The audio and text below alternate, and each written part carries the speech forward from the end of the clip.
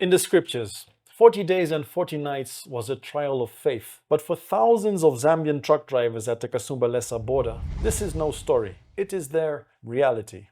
Marooned in a 50-kilometer queue, they spent 40 days in the dust, not just fighting fatigue, no, but fighting for their lives against hijackers. Today, we announce the end of that wilderness. We're looking at the Lobito Corridor, the rail that turns a 40-day trial into a 7-day journey of hope. With the price of copper reaching past the $13,000 per ton mark, a single truck is a $600,000 target.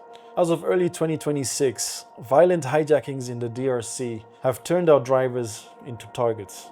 This is a crisis of safety as much as economics. Now, it took God 7 days to bring order out of chaos. The Lobito Corridor is our 7-day solution. By moving high volume or high value minerals to satellite monitored secure rail, we move from vulnerability to a fortress. Now, what you need to understand here is that there's a global chess game on our soil. On the one side, China has signed a $1.4 billion deal to modernize the Tazara, which is a brownfield area because the Tazara line already exists. On the other, the West, the US and the EU have joined hands in countering with a $10 billion Lobito Corridor. The strategy is simple. Zambia has taken a page from how Lusaka's savviest players juggle multiple partners. We're playing all sides. By upgrading Tazara with China and building Lobito with the West, we've ensured that no matter who wins the global trade war, Zambia has a guaranteed exit to the sea.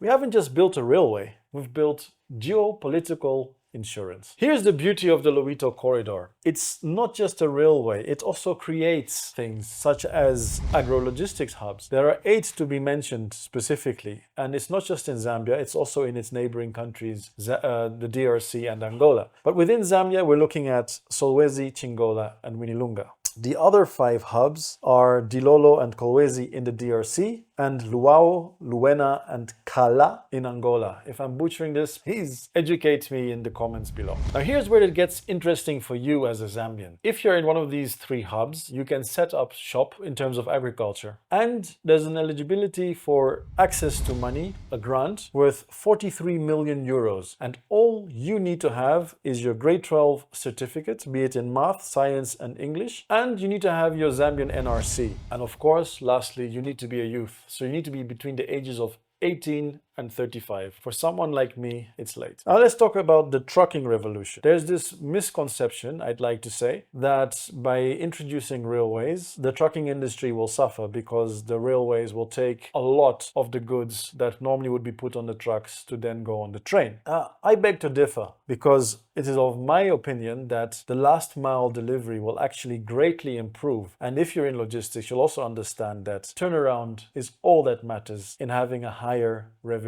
and a higher profit. And having this railway actually increases your turnaround in last mile delivery. So rather than focusing on the suicide runs that we're currently used to, moving to the coast, we'll replace them with high frequency last mile logistics. And the opportunity is as follows. Instead of one truck doing one 40-day trip, that same truck can do 20 local trips per month between farms and the new agro hubs. And this will be also helping in creating new sectors. We will see a birth of cold chain maintenance, digital fleet dispatching, and hub-to-hub security services, just to name a few. So the rail will handle the long distance weight and the trucks will handle the precision delivery. The 40 days of fear are ending. The 7-day future is being built. Zambia is no longer landlocked. No, we're land-linked with sovereign routes to both the Atlantic and the Indian Ocean. And my question to you is as follows. With the Lobito Corridor being built, are you going to move to one of these agro hubs to set up shop and start farming? Or would you rather be involved in the last mile delivery? Let us know in the comments below. Have your Indaba and we'll follow it.